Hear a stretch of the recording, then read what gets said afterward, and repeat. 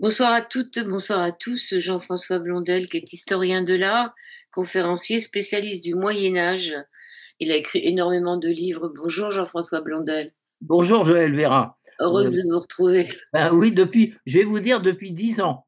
Le dernier livre, c'était en 2013. Et c'était C'était lequel? Des tailleurs de pierre aux francs-maçons, mythe ou réalité. Alors là, on va rester sur le livre dont on va parler Oui, aujourd'hui, Notre-Dame de Paris, lorsqu'une cathédrale renaît de ses cendres. oui, On rappelle que le 15 avril 2019, la veille de Pâques, oui. la cathédrale de France, elle a pris feu. Elle a pris feu, oui. Ouais. Oui. Est-ce que c'est souvent qu'il y a des cathédrales comme ça qui prennent feu? Est-ce que c'était la première fois qu'elles prenaient feu? Alors, en ce qui concerne Notre-Dame, oui, c'était la première fois. Maintenant, en ce qui concerne les autres cathédrales de France, justement, c'est un point que j'ai développé dans mon livre, toutes ont brûlé. Je peux vous donner un exemple. Chartres, elle a brûlé 3 fois, en 1196, en 1503 et la dernière fois, comme pour Notre-Dame, toute la toiture, en 1836, vous voyez? Donc, alors vous allez me dire: «Mais pourquoi est-ce qu'elle brûle?» Eh bien parce que en fait, une cathédrale, quand on la regarde de loin, on voit de la pierre, effectivement, et la pierre, en principe, elle ne brûle pas ou très mal. Mais tout l'intérieur, elle est faite de matériaux combustibles, c'est-à-dire de bois essentiellement ou d'autres matériaux. Et le point faible d'une cathédrale, c'est sa charpente, toute la charpente du toit qui est en bois. Et alors, en plus, comme au Moyen Âge, ils avaient l'usage de mettre une couverture en plomb. Vous voyez, le plomb fond à 350 degrés, donc, et les cathédrales, il n'y avait pas de paratonnerre, il n'y avait pas donc elles étaient, dès qu'il y avait des éclairs, de l'orage, dès qu'il y avait un endroit qui prenait feu, c'était toute la toiture et la charpente en bois qui était en dessous. Et c'est exactement ce qui s'est passé pour Notre-Dame de Paris. Donc en fait, toutes les cathédrales ont brûlé. Voilà. Mais vous parlez d'un incendie qui avait commencé à Notre-Dame en 1218. Oui, on n'en est pas sûr. Enfin, c'est une hypothèse. On n'a pas véritablement de traces écrites. C'est un petit peu une légende, oui. Et pendant la Commune aussi, en 1800. Alors là, c'est différent. Pendant la Commune, au moment de la Commune, eh bien, les révolutionnaires avaient rassemblé toutes les chaises de la cathédrale. Ils avaient fait un énorme tas et ils avaient mis le feu au tas de chaises qui avaient pris feu, bien évidemment. Et l'Hôtel-Dieu qui est tout à côté, ben, les gens de l'Hôtel-Dieu étaient tout étonnés de voir de la fumée sortir de la cathédrale. Et heureusement, ils s'y sont pris très vite et le feu a pu être éteint avant qu'il y ait des catastrophes. Mais ça aurait pu être catastrophique, effectivement. Voilà. Mais là, c'était un incendie volontaire. Alors, c'est une cathédrale qui est construite suivant un art gothique. Est-ce que c'était la première art gothique? Non, alors non, ça n'est pas la première. En fait, l'art gothique a commencé à apparaître vers 1150. Vers 1150, avec la cathédrale de Sens, la cathédrale de Noyon, Saint-Denis, la basilique Saint-Denis, la fameuse basilique qui est devenue cathédrale maintenant.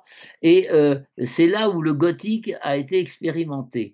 Et comme cette expérimentation a été couronnée de succès, eh bien, on a voulu faire en gothique, en art gothique, toutes les autres cathédrales, dont Notre-Dame, qui a été construite vers 1160, vous voyez? C'était l'abbé Sugeur? C'était l'abbé Sugère. Voilà, l'abbé Sugère était véritablement enthousiasmé, d'après les chroniques, était enthousiasmé par, ce nouveau style architectural, surtout que, non seulement le style, mais la méthode de construction. C'est-à-dire que, l'art gothique, en fait, c'est à la fois un art et une méthode, comme je le disais, de construction, qui utilisait des découvertes récentes à l'époque, qui était essentiellement la croisée d'ogives et l'invention des arcs-boutants. Le résultat permettait de consolider les murs, de faire des murs moins épais, donc qui pouvaient être percer par des verrières, par des grandes verrières, et monter les voûtes de plus en plus haut, grâce à l'arc-boutant et à la croisée d'ogive, vous voyez? Chose qui n'existait pas dans les cathédrales romanes, par exemple, et même dans le tout début du gothique. Oui, on dit que c'était le gothique flamboyant d'ailleurs, non? Alors le gothique flamboyant, c'est la fin du gothique. Ouais. Notre-Dame de Paris, c'est le gothique rayonnant, ce qu'on appelle le gothique rayonnant, le début. Si vous voulez, le flamboyant apparaît tout à fait à la fin du gothique, vers 1450-1500, vous voyez? Après, c'est l'art renaissant, et le flamboyant, pourquoi l'appelle-t-on le flamboyant? Parce que dans les ornements de sculpture, on a l'impression qu'il y a comme des petites flammes, c'est-à-dire que la pierre est taillée en forme de flamme, d'où l'expression de flamboyant, voyez? Mais le flamboyant, c'est vraiment la fin du gothique. C'est lesquels, par exemple? Par exemple, il y a Beauvais qui a eu des malheurs, dont la voûte s'est effondrée plusieurs fois, et elle a été construite vers 1350, vous voyez, Beauvais, et c'est bien plus tard, et c'est le flamboyant, vous voyez? Heu, par exemple, Reims, la façade de Reims, c'est du flamboyant. Heu, c'est du Reims a eu plusieurs façades de suite, et la dernière, celle que l'on voit aujourd'hui, est dans le style flamboyant. Vous voyez? D'accord, alors qu'est-ce qu'une cathédrale? Est-ce que c'est différent d'une église? Bah non, c'est-à-dire c'est une église un peu plus grande que les autres. C'est en fait l'église de l'évêque. C'est l'église de l'évêque, la cathédrale. C'est le lieu de la cathèdre, c'est-à-dire l'endroit où il y a le siège de l'évêque, où il peut s'asseoir. Si vous par exemple, je ne sais pas si vous êtes sur Paris, vous allez à Notre-Dame, vous regardez vers le chœur, vers l'autel, et vous verrez un fauteuil plus grand, plus haut que les autres, plus grand que les autres. C'est le fauteuil de l'évêque, et personne d'autre n'a le droit de s'asseoir dans ce fauteuil-là. Alors, il y a d'autres fauteuils à côté, de ses adjoints, des chanoines, mais l'évêque, il a un fauteuil plus grand que les autres. Et ça s'appelle la cathèdre. Et à partir de ce mot, on a bâti cathédrale, vous voyez. Mais la cathédrale, c'est l'église de l'évêque. Alors évidemment, elle est bien plus grande que les autres, parce que, comment dirais-je, les évêques avaient des goûts de grandeur, et, bien évidemment, et à chaque fois qu'il y en avait un nouveau qui montait sur le siège épiscopal, il démolissait la cathédrale précédente et il en faisait faire une beaucoup plus grande. Voilà. Et la basilique alors, c'est quoi la basilique? Alors la basilique, c'est un lieu de pèlerinage. D'accord. C'est un lieu de pèlerinage. Par exemple, je vais vous donner un exemple, Saint-Denis, si vous voulez, c'est la nécropole des rois de France. C'est un lieu de pèlerinage. Chartres a la double nature, elle est à la fois basilique et cathédrale. Basilique parce qu'il y a, croit-on, le voile de la Vierge, si vous voulez, qui est conservé véritablement dans un endroit bien particulier, et le voile de Marie, qui a été testé, d'ailleurs, qui a été, comment dirais-je, on l'a daté, effectivement, il aurait 2000 ans. Bon, maintenant, est-ce que c'est la Vierge véritablement qui l'a porté? Ça, c'est un autre problème, mais il a au moins 2000 ans. Et donc, c'est un lieu de pèlerinage. Mais Chartres est aussi une cathédrale, siège de l'évêque, donc elle est à la fois cathédrale et basilique. OK, donc il y a Lisieux, il y a Lourdes, mais alors Alors Lourdes, est-ce bien qu'on sûr, il y a de Bernadette, et puis il y a l'eau, effectivement, l'eau particulière. Donc alors est-ce que, on pourrait trouver l'ADN de la Vierge? ça c'est une bonne question. Heu, Ça c'est une bonne question. J'avoue que je ne m'attendais pas à ce que vous me posiez cette question-là. Heu heu, à partir de quoi? À Bah, partir du voile, à partir du fameux voile.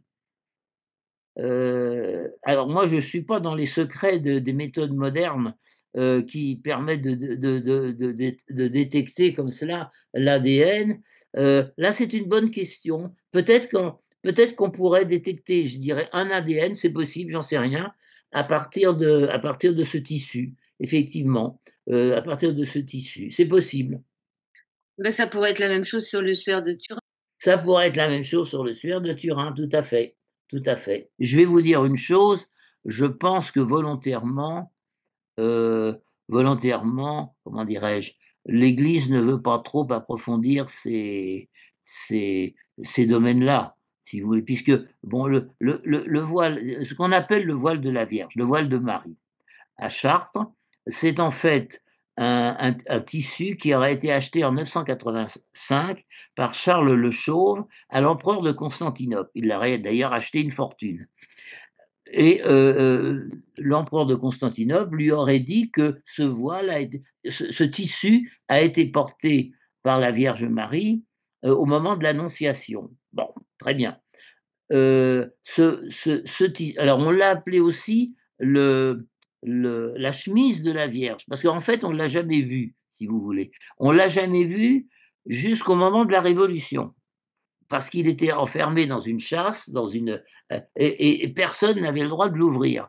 Même le roi, le seul qui n'a pas été couronné à Reims, c'est-à-dire Henri IV, ancien protestant, il n'a pas eu le droit d'être couronné à Reims. Il a été couronné à Chartres. Et à ce moment-là, Henri IV a dit ben, moi, je voudrais voir le fameux voile de la Vierge. Et alors, on lui a montré le, comment dirais-je, le mot m'échappe, La je chasse. l'ai dit, la chasse, Mmh. couverte de pierreries, tout ça, et on lui a dit ah bah oui, mais il est fermé, il y a une clé, mais on l'a perdu. Bon, on avait perdu la clé, bon, soi-disant. Donc il n'a pas pu le voir. Et alors, les seuls qui ont pu voir ce qu'il y avait à l'intérieur, vous allez deviner tout de suite, ce sont les révolutionnaires au moment de la Révolution. Eux, ils ne se sont pas cassés la tête, ils l'ont ouvert de force. Et qu'est-ce qu'ils ont vu? Eh bien, ils ont vu à l'intérieur un tissu qui n'est pas du tout un voile, mais un long tissu de plus de 3 mètres de long, dont, paraît-il, les femmes palestiniennes s'entouraient le corps il y a 2000 ans. Voilà. Alors, ce tissu avait été coupé en morceaux par les révolutionnaires, certains en ont pris, ce qui fait qu'aujourd'hui, enfin, on en a récupéré une partie, mais ce qui fait qu'aujourd'hui, eh bien, on a les 2 tiers du voile, entre guillemets, de la Vierge. Voyez. Donc, un tissu qui aurait 2000 ans. Comment ça se fait qu'en France, il y a tant de vestiges, enfin tant de regardez dans l'église d'Argenteuil, il y a aussi, une partie de je sais plus du Christ, de la tunique du Christ, non? À Ah, oui, Argenteuil. c'est possible, c'est possible. Ah, et puis alors, Notre-Dame de Paris, le fameux coq de Notre-Dame, qui a brûlé d'ailleurs, et l'architecte Philippe Villeneuve en a fait un autre. Il est creux, bien sûr, et à l'intérieur, vous avez des clous de la croix, vous avez comment dirais-je, un morceau de la couronne d'épines, vous avez des restes de la patronne de Paris, Sainte-Geneviève. Enfin, bon, il y a pas mal de choses, de reliques, effectivement. Alors là, ben, je ne sais pas pourquoi la France est le pays des reliques. Ben, la France, pays catholique, si vous voulez. C'est Oui, important de le signaler. Pays catholique, effectivement. oui et puis alors, par qui a été construit Notre-Dame? On dit que c'est l'évêque Maurice de Sully, mais on dit surtout que, il y avait une histoire avec, le roi Louis VII le Pieux Oui, en 1163 qui met la première pierre, c'est ça? oui, il pose la première pierre. Alors, on n'est pas sûr de la date. 1160, 1163. Enfin bon, je dirais, on n'est pas à 3 années près. Effectivement, Louis le Pieux, Louis VII, c'est Louis VII, hein, Louis VII le Pieux, C'est ça. pose la première pierre de Notre-Dame. On dit même que le pape Alexandre III, qui était venu pour inaugurer l'église de Saint-Germain-des-Prés, était venu également pour cette pose de la première pierre de Notre-Dame. Alors, la première pierre d'une église, ou a fortiori d'une cathédrale, elle n'est pas mise n'importe où. Elle est mise au ce qu'on appelle le chevet, c'est-à-dire la partie la plus à l'est de la cathédrale, et à l'angle sud-est. Alors vous allez me dire, mais pourquoi à l'angle sud-est de la cathédrale? Parce que l'angle sud-est est le point où le soleil se lève le jour le plus long de l'année, c'est-à-dire au solstice d'été. Il décrit un arc qui est immense, si vous voulez. Et donc, à ce coin sud-est, c'est un endroit particulier, effectivement, et en général, c'est là où on pose la première pierre de l'édifice. Et donc, Voyez? par rapport à Notre-Dame, elle serait où par rapport à la Bah, façade? c'est-à-dire, alors, toutes les églises sont orientées d'ouest en est, hein, théoriquement. Pas, alors, vous allez me dire, il y a, théoriquement, hein, parce qu'en fait, Notre-Dame, elle n'est pas vraiment orientée à 1 degré près d'ouest en est. Il y a un angle de 23 degrés, vous voyez, quand même. Mais donc ouest-est, et puis le transept nord-sud. Et ben, si vous regardez le chevet, en entrant, ça serait du côté gauche. Vous voyez, vous entrez dans Notre-Dame, vous êtes dans la nef, vous regardez la clôture du chœur, le chevet qui est derrière, et ce serait sur votre gauche. D'accord. Maintenant, bon, voilà. Alors, on va revenir en 1163 avec l'évêque de Paris, Maurice de Sully, qui était directeur spirituel du roi Louis VII le Pieux.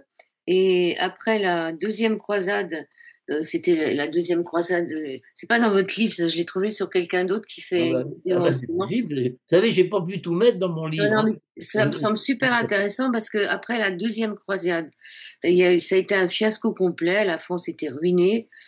Ça a coûté beaucoup d'argent. Ça a affaibli l'autorité des dirigeants. Ça me semble un peu ce qu'on est en train de vivre en ce moment. Euh, Oui, la morale et les finances du roi de France. Il y avait cette fameuse Aliénor d'Aquitaine, épouse du roi Louis VII lui donnait que des filles. Il voulait un fils, donc il l'a un peu répudié. Elle rencontre le futur roi d'Angleterre, Henri II, et elle lui apportera l'Aquitaine, l'Anjou et toute la façade atlantique se trouve maintenant aux mains des Anglais. Donc il n'était pas très content finalement, bon, le fameux Louis Louis VII. VII, Louis VII, Donc la France effectivement. est dépossédée. Paraît-il que Maurice de Sully demande au roi de s'agenouiller devant lui. Il lui demande, vous allez consacrer la ville de Paris à la Sainte Vierge. Et donc ça serait comme ça que Notre-Dame finalement est devenue Notre-Dame. Notre-Dame, oui, elle a été consacrée. Alors, il y a beaucoup de cathédrales Notre-Dame dans toute l'Île-de-France, et même ailleurs. Vous avez Notre-Dame de Paris, bien sûr. Vous avez Notre-Dame, je les cite au hasard, Notre-Dame d'Amiens, Notre-Dame de Laon, vous avez Notre-Dame de Bayeux, Notre-Dame de Strasbourg. Alors on a dit, mais c'est un petit peu légendaire, j'y crois pas, que les cathédrales Notre-Dame de l'Île-de-France auraient été dessinées sur le sol, enfin, selon la constellation de la Vierge, dans le ciel, la constellation de la une projection, en fait. Ouais.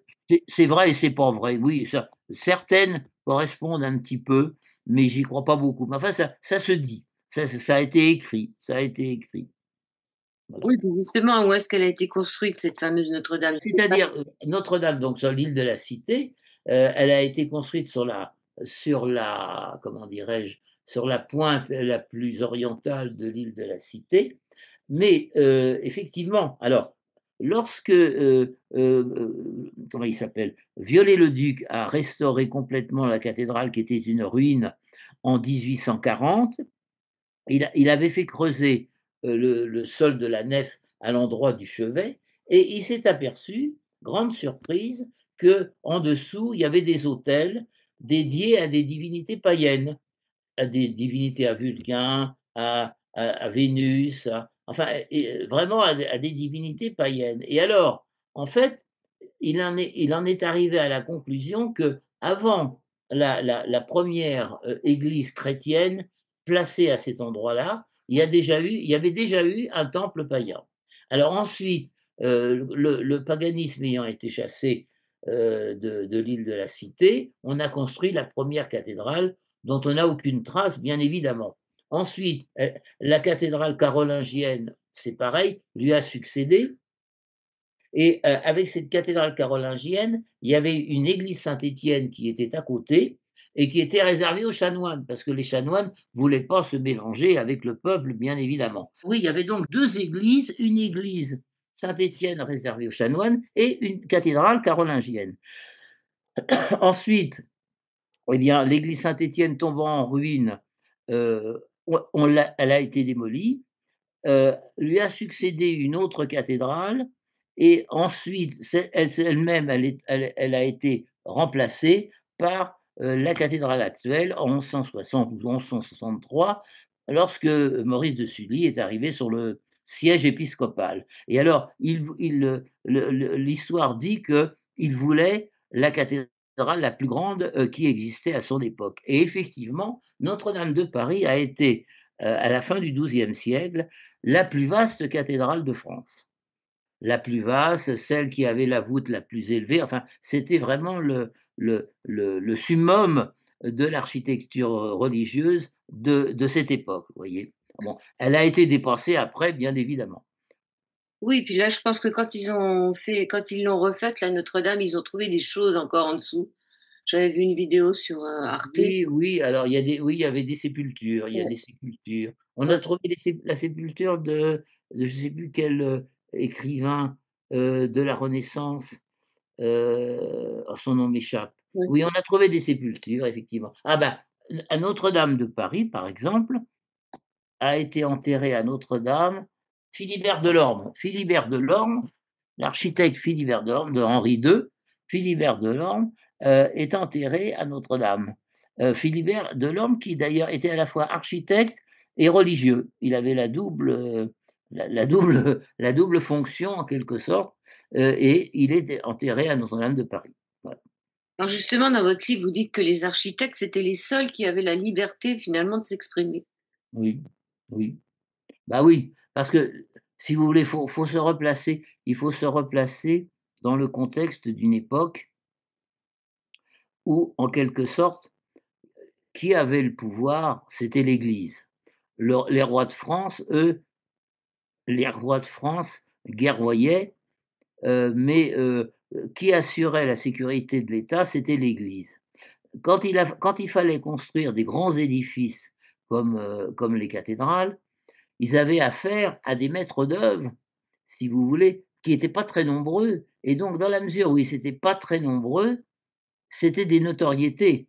Donc en fait, ces maîtres d'œuvre avaient presque autant de pouvoir, enfin, pas autant de pouvoir que l'évêque, mais en quelque sorte, il avait, lui, dans son domaine, de grands pouvoirs et donc l'Église était obligée de les respecter, non seulement de les respecter, mais même de les honorer, si vous voulez et c'est pour ça que, par exemple, à Reims, vous avez la pierre tombale de d'Hugues Libergier, l'architecte, de Saint-Nicaise de Reims et qui a travaillé à la cathédrale de Reims, Libergier, a sa pierre tombale où on le voit enfin sculpté, dessiné sur cette pierre tombale. Donc c'était des personnages importants. Ces maîtres d'œuvre étaient des personnages réellement importants, voyez? Ils avaient la liberté de s'exprimer. C'est pour Alors ça. ils avaient la liberté de s'exprimer, c'est-à-dire ils pouvaient exprimer leurs pensées effectivement, même s'ils étaient pas d'accord avec la maîtrise, d'ouvrage, c'est-à-dire avec l'évêque et l'Église, indiscutablement. Et de mettre sur les cathédrales un peu aussi les parce que les cathédrales sont des livres ouverts. Ce sont des livres ouverts, ce sont bien sûr, toute une cathédrale n'est pas seulement un édifice religieux, si vous voulez. C'est un temple chrétien, mais c'est aussi, la maison du peuple du Moyen Âge. C'est aussi la maison de la culture du Moyen Âge. Tout le Moyen Âge est représenté sur la cathédrale. Les métiers, le zodiaque, les arts libéraux, ce qu'on appelait les arts libéraux, le trivium et le quadrivium, tout cela était sculpté sur les murs de la cathédrale. Vous voyez? Donc effectivement, c'est là où les architectes bah, pouvaient se permettre de sculpter quelque chose qui n'était pas strictement dans l'orthodoxie religieuse. 200 000 habitants, à Paris au XIIIe siècle, la ville la plus peuplée d'Europe à l'époque, hein. C'était, Oui, c'était la ville. Vous vous rendez compte, c'était la ville la plus peuplée d'Europe, oui, mmh, oui. à partir des siècles de Louis XIV, beaucoup de destructions. Les vitraux du XIIe et XIIIe siècle sont remplacés par des Par vitres du verre blanc, par du verre blanc. On détruit les jubés. Vous savez, le jubé, c'était un mur, un grand mur qui séparait la nef en 2 parties, hein. Il y avait la partie où il y avait le peuple et il y a la partie où il y avait les chanoines et les religieux, et ils se mettaient derrière le jubé. Et si vous voulez, à partir du XVIIe siècle, oui, XVIIe, XVIIIe siècle, tous les jubés ont été supprimés, ont été démolis. Dans un sens, c'est pas plus mal. Oui, dans un sens, c'est pas plus mal. Puis mais par contre, moi j'ai vu beaucoup de cathédrales anglaises, par exemple, les jubés existent toujours. Ouais, mais ils ont détruit les vitraux aussi, c'était quand même Alors, ils ont détruit les vitraux. Ils ont détruit les vitraux. Alors pourquoi? Parce que, si vous voulez, heu, quel était le rôle des vitraux? Quel était le rôle de la statuaire? Lorsque, au XIIe et XIIIe siècle, lorsque l'on construisait un grand édifice religieux, il fallait expliquer la Bible, les évangiles entre autres, au peuple qui était illettré. Donc il fallait leur montrer par l'image la vie du Christ, la vie des saints, la vie des apôtres, la vie de la Vierge. C'était par l'image. L'image, c'était la sculpture, mais c'était aussi les vitraux, tout ça, tout en fait, c'était des les vitraux étaient un peu des bandes dessinées de l'époque qui expliquaient l'histoire sainte, vous voyez? Et alors au XVIIe siècle, dans un souci de, je dirais, de rigueur, puis il y a eu le protestantisme qui est passé par là déjà, donc il y a eu la contre-réforme catholique, qui a voulu faire table rase de tout le passé, et donc on a dit: «Bah, ces vitraux, ils servent à rien, on va les remplacer par du verre blanc et on va expliquer au peuple, l'histoire sainte». Alors, c'est la même chose pour les labyrinthes. Notre-Dame de Paris n'a jamais eu de labyrinthe, mais Chartres en a un, par exemple, et d'autres cathédrales comme Sens, comme Auxerre, ah oui. avaient des labyrinthes. Reims avait un Mmh. très beau labyrinthe. Ils ont été supprimés Non, parce que sauf celui d'Amiens. Amiens, oui, il reste, oui, alors il a été supprimé et il a été refait ouais. 50 ans plus tard par un mécène qui, à ses frais, l'a fait reconstruire. Donc il existe de nouveau, effectivement, il existe. Chartres aussi, il est Ah, encore Chartres là. n'a jamais été touché. Il y a que des miracles à Chartres. Il date du 12e, il date du tout début du XIIIe siècle et c'est vraiment celui d'origine. Il a jamais été touché. Il a jamais été touché. Mais par contre, l'église met des chaises maintenant dessus pour pas que les gens, voient le labyrinthe, sauf les vendredis où ils retirent les chaises. Mais sinon, tous les autres jours de la semaine, moi j'ai fait des visites de la cathédrale, on me dit: «Mais où il est le labyrinthe?» Bah, je leur dis: «Il est à vos pieds, mais vous le voyez pas parce qu'il est sous les chaises». Voilà. Non, mais il faut y aller au jour des solstices aussi, c'est ouvert. Oui, Il y a la Révolution française aussi qui a remplacé Marie par la déesse de la raison. la déesse de la C'est raison, quelque chose oui. ça. Oui, la déesse de la raison, ben oui, pourquoi pas, hein? Et il y a Robespierre, c'était Robespierre qui disait que les églises, Le culte de l'être suprême, c'était oui, Robespierre qui avait instauré. Remarquez, le culte de l'être suprême finalement, c'est quelque chose qui est tout à fait dans l'esprit des Lumières, hein, des Lumières, du siècle des Lumières, l'être suprême. Bah, ça peut être une entité spirituelle, que chacun peut imaginer différemment, hein, l'être suprême. Mais alors donc c'était pas véritablement l'athéisme, c'était une sorte de une spiritualité révolutionnaire, en quelque sorte. et il parlait de l'immortalité aussi, De Robespierre. l'immortalité de l'âme, oui, Oui, oui, oui, c'est étonnant quand même. c'est étonnant, effectivement. Justement, pendant la Révolution, c'est la seule statue de de la Vierge, qui n'a pas été détruite, pendant la Oui, furie révolutionnaire. oui. C'était, Celle qui se trouve à l'angle sur le côté nord de la cathédrale, des près du portail nord, elle est en très mauvais état.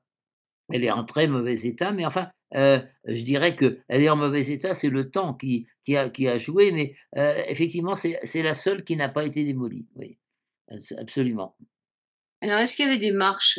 On dit qu'il y avait 11 marches pour atteindre Alors, Notre-Dame. bah, oui, Victor Hugo écrit dans Notre-Dame de Paris qu'il y avait 11 marches, sur le parvis avant de monter sur le parvis de Notre-Dame. Moi, j'ai montré dans mon livre un dessin, ancien, qui date de 1880 où on voit des marches, effectivement. Et comment se fait-il qu'ils les ont retirées alors? Non, c'est parce que tout simplement, le sol, le sol est monté. C'est le sol qui est monté au fur et à mesure du temps avec les gravats, avec les constructions, les démolitions autour. Ça, petit à petit, le sol est monté et donc a absorbé ces marches. Voyez.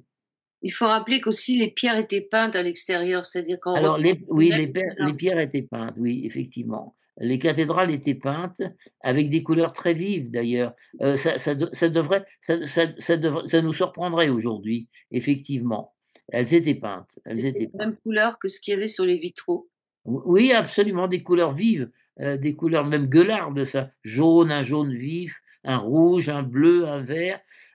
Ça oui, effectivement, ça surprendrait aujourd'hui, indiscutablement. Il y avait une histoire de rayon vert qui a disparu, non? Ah, Parce le rayon vert, c'est pas à Notre-Dame de Paris, c'est à Strasbourg, c'est à Notre-Dame de Strasbourg. Alors il y a un rayon vert effectivement, qui se formait sur un vitrail, au moment des équinoxes, de l'équinoxe de printemps et des équinoxes d'automne.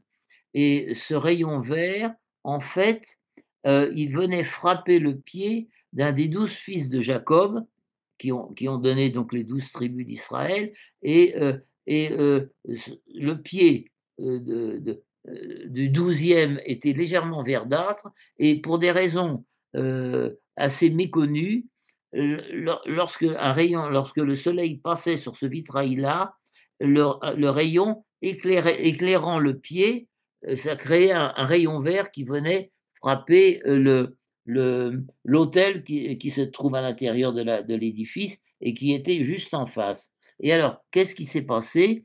C'est qu'il n'existe plus parce que l'Église n'a pas supprimé le vitrail, mais a voulu le restaurer. Et donc le restaurant le vitrail, eh bien, on s'est arrangé pour que le rayon n'existe plus. Voilà. mmh. Dans votre livre, vous écrivez que l'homme du Moyen Âge, savait déchiffrer les symboles que nous ne savons plus lire.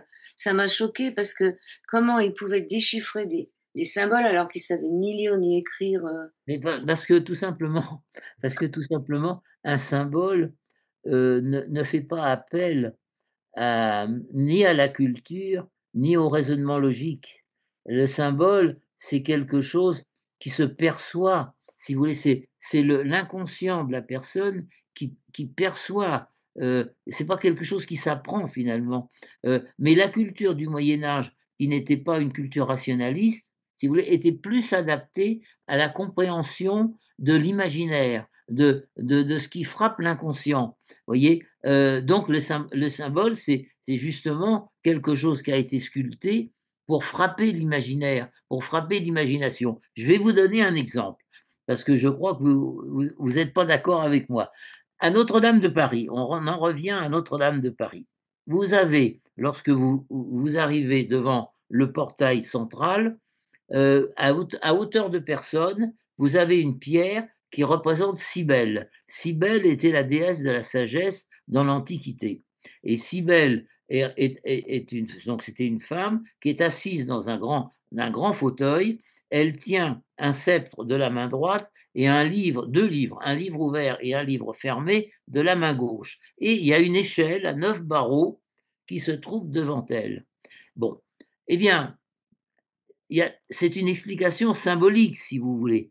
Mais aujourd'hui, si vous voulez, celui qui a l'esprit rationnel, le rationalisme cartésien, dira: «Bah oui, il y a une échelle, bah oui, il y a un livre ouvert, un livre fermé», voilà. Tandis que la personne, enfin la culture médiévale, qui était basée peut-être sur une compréhension instinctive des choses, comprendra mieux le sens de l'échelle, c'est-à-dire la montée des degrés, la montée de l'ascension spirituelle et le livre ouvert, c'est ce qui est révélé, le livre fermé, c'est ce qui est encore non révélé. Donc bon, bah, je pense que une culture non rationnelle, comprendra mieux le sens de cette sculpture, qu'un esprit tout à fait cartésien, si vous voulez, voilà. Ouais. le Moyen Âge avait le goût de la fête quand même, hein. Il y avait des fêtes populaires, la fête du lard, la fête de l'âne, la fête Oui. des fous. Oui, ben oui. Ça Mais je s'est trouve que c'est arrêté, quand ça? comment? Alors ça la fête des fous s'est terminée, oh, c'est à la fin du Moyen Âge. À la fin du Moyen Âge, il s'est bah, c'était un déversoir populaire, si vous voulez, la fête des fous et c'est il y a dû y avoir des exagérations très certainement et donc ils l'ont supprimée à la fin du Moyen Âge. Au XVe siècle, il y avait pratiquement plus la fête des fous, voyez? Ni la fête de l'âne? Alors, ni la fête de l'âne, comme la fête du jambon. Alors, j'en parle dans mon livre, c'était après les 40 jours de carême, tout le parvis de Notre-Dame, il y avait les charcutiers et les bouchers qui arrivaient avec des énormes jambons, pour les vendre à tous les passants, à tous les acheteurs, qui venaient, sur le parvis de la cathédrale. Mais, ce qu'il faut savoir, c'est que les emplacements étaient loués par l'Église, par les chanoines, et les chanoines prenaient une recette non négligeable dans la vente des jambons, voyez? Vous parlez des anges de Notre-Dame dans votre livre, Oui. c'est 2 personnes ou 3 personnes, je sais plus, qui arrivent. Ils étaient 3. Oui, c'est ça. Alors là, on est dans le domaine du légendaire. Là, on passe des jambons et des fêtes populaires, des choses tout à fait, je dirais qui se voient, visibles. Là, on est dans le domaine de la légende. Alors, il y a énormément de légendes autour de Notre-Dame de Paris. Il y a les anges de Notre-Dame, il y a, la légende de Biscornet, c'est-à-dire ce ferronnier d'art, qui aurait fait les fameuses pentures, de Notre-Dame de Paris qui sont inégalées d'ailleurs. Elles ont été refaites au XIXe siècle par un maître, ferronnier qui s'appelait Boulanger, qui les a refait à l'identique. Donc effectivement, énormément de légendes autour alors ces anges de Notre-Dame, c'est une histoire qui raconte, 3 tailleurs de pierre qui viennent aider ce pauvre Maurice de Sully parce qu'à un moment donné, il avait des misères, il avait plus de fonds, il avait plus de crédit pour continuer sa cathédrale et n'ayant plus d'argent, ben, le chantier allait s'arrêter et c'est là où miraculeusement 3 jeunes tailleurs de pierre sont venus, l'un avec un compas, l'autre avec une équerre, l'autre avec une truelle, en lui disant: Nous allons travailler jour et nuit, gratuitement pour continuer la cathédrale». Alors ça a créé une sorte d'émulation et puis tous ceux qui voulaient partir parce qu'ils étaient plus payés, eh bien ont suivi l'exemple de nos 3 anges. Alors, pourquoi des anges? Parce qu'au moment de l'inauguration, la légende dit qu'ils seraient apparus sous forme d'anges, sur les voûtes de Notre-Dame et ils auraient fait un clin d'œil à Maurice de Sully avant de partir, quoi, avant de disparaître. Voilà l'histoire des anges de Notre-Dame. Oui, puis l'autre là, je sais plus comment il s'appelle, c'est pas Biloquet, c'est un nom comme ça. Biscornet, Biscornet. Il aurait vendu son âme. Il aurait vendu son âme au diable. Oui, alors il y a énormément de légendes de personnages qui vendent leur âme au diable. Alors quand ça n'est pas des architectes qui n'arrivaient pas à trouver le plan idéal de leur église, ils décidaient de vendre leur âme au diable. Mais, il y en avait d'autres aussi, par exemple, quand il y avait plus d'argent, il y avait le diable qui arrivait en donnant plein de sous et en disant: «Voilà, le jour de l'inauguration de la cathédrale, le premier qui passera, sous le porche, son âme sera à moi». Enfin, ce genre de légende, il y en a énormément. Il y en a énormément dans toute l'histoire de la construction médiévale, hein, pas uniquement à Notre-Dame de Paris, mais ailleurs également. Dans son livre Notre-Dame de Paris, Victor Hugo écrivait: «Ne Au Moyen Âge, le genre humain n'a rien pensé d'important qu'il n'ait écrit en pierre». C'est-à-dire Oui. que tout ce que on a peu de choses du Moyen Âge, sauf ce qui est resté dans les pierres. Oui, voilà, c'est ça, parce que la pierre, elle a cette propriété de pas s'user avec le temps ou moins rapidement que le reste et donc quand on sculptait quelque ou quand on écrivait quelque chose dans la pierre, ça restait. C'était donc une sorte de livre, c'était une sorte de mémoire permanente et donc Victor Hugo effectivement a expliqué que, bah, la cathédrale était une sorte de mémoire, de pierre, qui explique un petit peu le monde du Moyen Âge. C'est pour ça qu'ils ont gravé sur le pavage devant la cathédrale Saint-Nicolas, Saint-Yves, Sainte-Catherine et les rues qui ont disparu. Oui, alors je ne sais pas, vous avez eu l'occasion Je de j'avais de jamais remarqué ça. Si, si, là, on le voit difficilement parce qu'il y a beaucoup de monde d'abord, puis ils ont fait un espèce de truc avec des escaliers 10, 15 ans. On voyait très bien le tracé de cette église, effectivement, qui a disparu et puis des noms de rues, les noms que vous avez cités, des noms de rues, des noms d'auberges aussi, des noms enfin qui étaient certainement qui correspondaient à l'emplacement, au Moyen Âge de ces auberges, de ces rues et puis de cette église qui a disparu. C'est probablement d'ailleurs l'église Saint-Étienne des vous savez, j'en ai parlé tout à l'heure, Oui, l'église des chanoines. Ce tracé correspond probablement à l'église Saint-Étienne. oui, Voilà. aussi l'église Sainte-Geneviève des Ardents. Alors Geneviève des Ardents aussi. Alors pourquoi des Ardents? C'est parce qu'au Moyen Âge, il y avait ce qu'on appelait le mal des Ardents. C'était quoi? Les gens devenaient fous à un certain moment. Alors à cause de quoi? Eh bien, tout simplement à cause d'un champignon, l'ergot de seigle, qui, lorsque le temps était humide, pluvieux et humide, le seigle, ce champignon se formait, sur le seigle et les gens qui mangeaient le pain correspondant avaient ce qu'on appelait les artères qui se bouchaient, voyez? Et le champignon, enfin la substance chimique provoquée par le champignon, rétrécissait les artères et du coup le sang ne passait plus, les gens devenaient fous. Voilà. C'est pas un peu ce qui s'est passé dans le village aussi en France, là, avec l'ergot de seigle dans la boulangerie? C'est possible, l'ergot de seigle, il peut réapparaître à n'importe Oui, quel c'est ça. moment, hein. Ouais. Oui, oui, Tout le c'est un village, champignon, c'est un champignon. la pierre au rouge serait-elle cachée dans un des piliers de Notre-Dame? C'est Ah, quoi la alors pierre là, au rouge? ah la bière au rouge, là c'est un autre là on entre, chère madame, dans un autre domaine qui est celui de l'alchimie. Ouais. Alors, entrons dans le domaine de l'alchimie.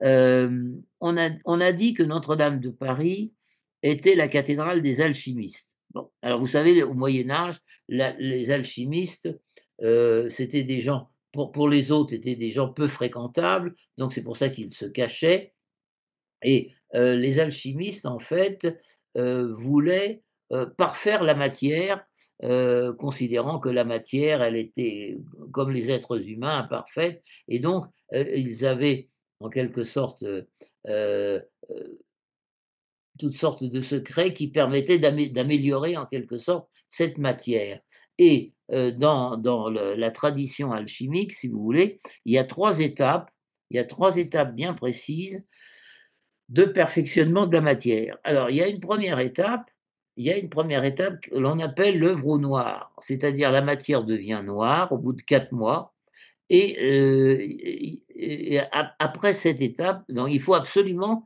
que la matière parvienne à ce statut-là et ensuite en continuant différentes interventions, en chauffant, en mettant, d'autres ingrédients, on arrive à une autre étape qui est la matière au blanc, l'œuvre au blanc et puis enfin, en continuant, on arrive à la dernière étape ultime, tous n'y arrivent pas d'ailleurs, c'est la matière au rouge. C'est-à-dire que la matière devient rouge, une poudre rouge et donc c'est ce dont vous faisiez allusion et cette pierre au rouge, elle était, considérée alors, tout ceci, à mon avis, a un aspect légendaire, bien évidemment. Elle était miraculeuse, c'est-à-dire qu'elle pouvait donner l'immortalité, elle guérissait de toutes les maladies, elle avait la propriété de transformer les autres métaux.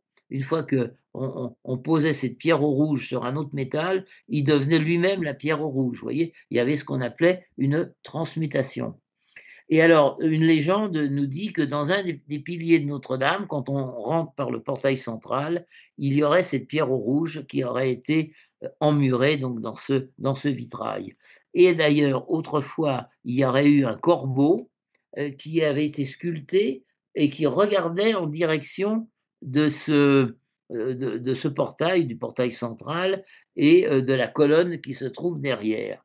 Mais, Viollet-le-Duc est passé par là, le corbeau a disparu, il l'a remplacé par une autre sculpture et donc on ne sait plus où est la pierre au rouge dans Notre-Dame. Alors je vous rassure tout de suite, tout ceci a un caractère légendaire, bien évidemment. On ne sait pas, peut-être que Viollet-le-Duc, il a été chercher ce qui se passait dans Il la. a peut-être cherché, peut-être il l'a peut-être pris, c'est pas voilà, voilà. Je voudrais pas que des scientifiques me critiquent en disant: «Mais, il raconte qu'il y a la pierre au rouge dans un des piliers de Notre-Dame». Non, c'est une légende, hein, D'accord. c'est une tradition, quoi, voilà. Alors la prise de conscience de la notion de patrimoine artistique et culturel, elle Ouais. arrive assez tard, hein, elle arrive au 19e siècle. Elle arrive au 19e siècle. En fait, le premier qui a parlé de cette notion de patrimoine, c'est l'abbé Grégoire. L'abbé Grégoire, au moment de la Révolution, l'abbé Grégoire, dans un discours, enflammé, a dit: «Mais finalement, tous ces monuments, qu'ils soient religieux ou laïques, appartiennent à la nation, appartiennent à tout le monde et par contre, c'est le devoir de tout un chacun de les maintenir en état». C'est-à-dire, c'était la première fois, si vous voulez, qu'un intellectuel avait pris conscience de l'importance de la notion de patrimoine et qu'il fallait le conserver. Vous voyez? C'est l'abbé Grégoire et donc après, effectivement, on a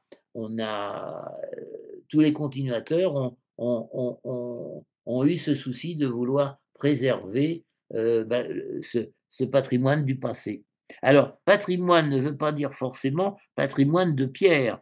Ça peut être il y a aussi le patrimoine culturel. Je vais vous donner un exemple de patrimoine. Alors, aujourd'hui, qu'est-ce qui conserve la notion de patrimoine? C'est l'UNESCO, hein. C'est à l'UNESCO où on répertorie dans le monde entier tout ce qui peut être classé comme patrimoine. Il y a aussi le patrimoine culturel. Je vais vous donner un exemple. Le compagnonnage, par exemple, le compagnonnage a été classé dans le patrimoine culturel de la, enfin, du monde, le patrimoine de l'humanité, si vous voulez. La méthode d'apprendre, d'enseignement fait que c'est quelque chose ayant un aspect culturel qu'il faut conserver. La cuisine française, par exemple, est classée au patrimoine immatériel, vous voyez? Voilà, il y a aussi par contre des monuments, toutes les grandes cathédrales françaises, sont classées au patrimoine mondial, hein, d'ici Reims, Amiens, Chartres, Paris et cetera. On repart en 1844 avec la monarchie de Louis-Philippe qui fait une restauration complète qui demande une restauration complète de Notre-Dame. Il le demande, c'est Viollet-le-Duc qui arrive dans l'histoire. Et là, euh, l'ancienne cathédrale est abattue, non? Non, lorsque Viollet-le-Duc et Lassus, ils étaient 2, sont apparus, ont été nommés, c'était pour restaurer Notre-Dame de Paris après la Révolution et qui était en ruine complète et j'ai dû écrire dans mon livre que le gouvernement de Louis-Philippe envisageait De la envisageait de ouais. la démolir. Mais ils l'ont pas fait et ils ont nommé donc ces 2 architectes pour la restaurer et ils ont mis plus de 20 ans à la restaurer. Pourquoi dites-vous que Viollet-le-Duc est un architecte contesté? Eh bien, parce que d'abord, Viollet-le-Duc n'était pas architecte. En fait, Viollet-le-Duc à mon avis, Viollet-le-Duc, c'était comment? Une sorte de génie, du dessin, alors, il a jamais voulu on lui a proposé de faire l'école d'architecture, l'école des beaux-arts et il a jamais voulu. Il a dit: «Si j'ai du talent, c'est pas l'école des beaux-arts qui m'en donnera et si j'ai pas de talent, c'est pas non plus l'école qui va me le fournir. Donc je n'ai pas besoin d'entrer à l'école des beaux-arts». Alors ça paraît curieux de dire aujourd'hui, voilà Viollet-le-Duc, qui a restauré entièrement Notre-Dame de Paris, alors qu'il n'était pas architecte. Alors ça paraîtrait aberrant aujourd'hui effectivement, c'est comme ça, c'est comme ça. Il a dû certainement apprendre par lui-même et s'entourer, de gens érudits en architecture qui lui ont donné en quelque sorte les conseils et les bases de l'architecture. Oui, puis Voilà il y avait sûrement des appuis aussi. et il avait des appuis, oui. Alors, il y a des chimères à Notre-Dame, hein, à la base des tours, et il y en a qu'une seule qui porte un nom, c'est la Strige. Pourquoi Oui. un seul nom? Alors ça, on ne sait pas. On ne sait pas. La strige, c'est celle, vous savez, qui est Ouais, représentée avec se tenant avec une tête de bouc mmh. heu et si vous voulez, et c'est la plus connue. C'est la plus connue, quoi. La Tout le monde connaît la strige de Notre-Dame. Les autres n'ont pas de nom. Ça, je suis incapable de vous dire pourquoi, et je pense qu'aucun historien d'art ne pourra vous le dire non plus. On lui a donné un nom à celle-là. Elle avait certainement un rôle particulier dans l'esprit de Viollet-le-Duc. Viollet-le-Duc qui a lui-même, en tant que dessinateur, participé au dessin de tous ces animaux fantastiques. On va passer à la cathédrale dans votre livre, à l'aube du troisième millénaire, donc il y a eu cet incendie, hein, donc vous décrivez ce qui a été fait, ce qui a été sauvé, ce Oui. qui a été, reconstruit, enfin, c'est un super boulot, ça, c'est En 5 ans, en 5 ans. 5 ans et ça On a fait en 5 ans ce que Viollet-le-Duc et Lassus ont fait en 20 ans, mais avec des moyens différents évidemment. alors en conclusion, vous vous demandez qu'est-ce qu'elle va devenir? Est-ce que Oui. la Notre-Dame d'avant, et celle d'après, ce sera, les mêmes? Est-ce qu'une fois que l'enthousiasme sera passé, on va un peu l'oublier? Est-ce qu'elle va redevenir un lieu de culte ou de visite?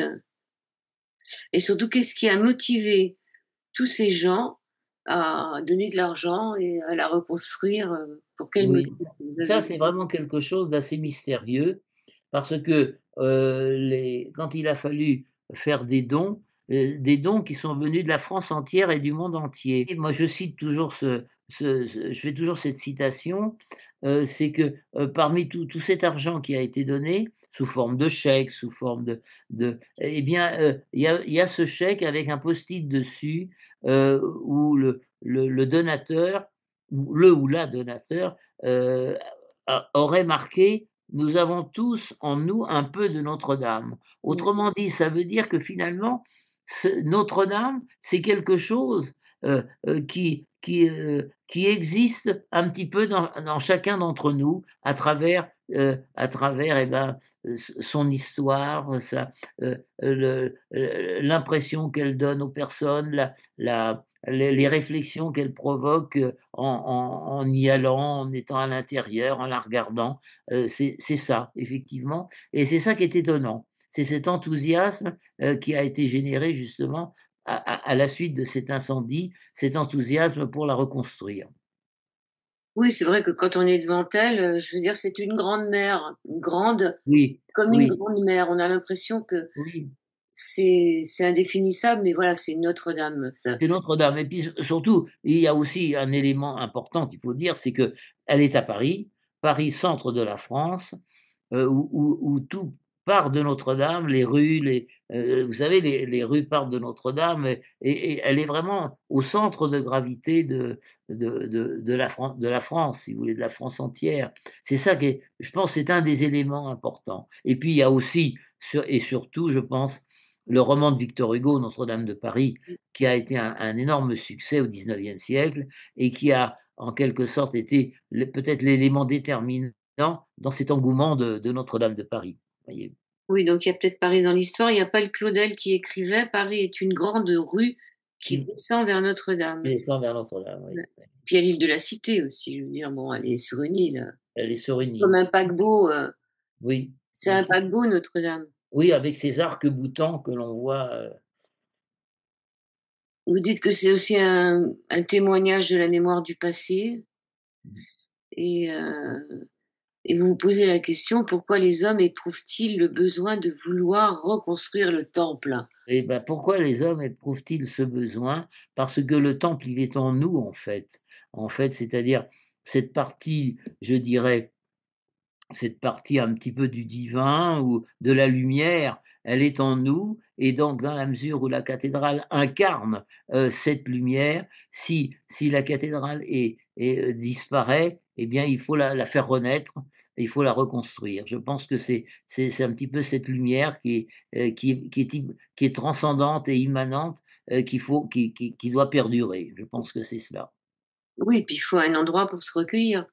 Il y a un endroit pour se cueillir. Là, c'est oui, tout à fait dans le domaine religieux, Voilà, effectivement. c'est-à-dire que si on n'a plus de temple et il y a plus d'endroit où on peut, Ben non, non, s'isoler un puisque peu de la vie. le temple, c'est en fait, c'est le lieu où siège le divin.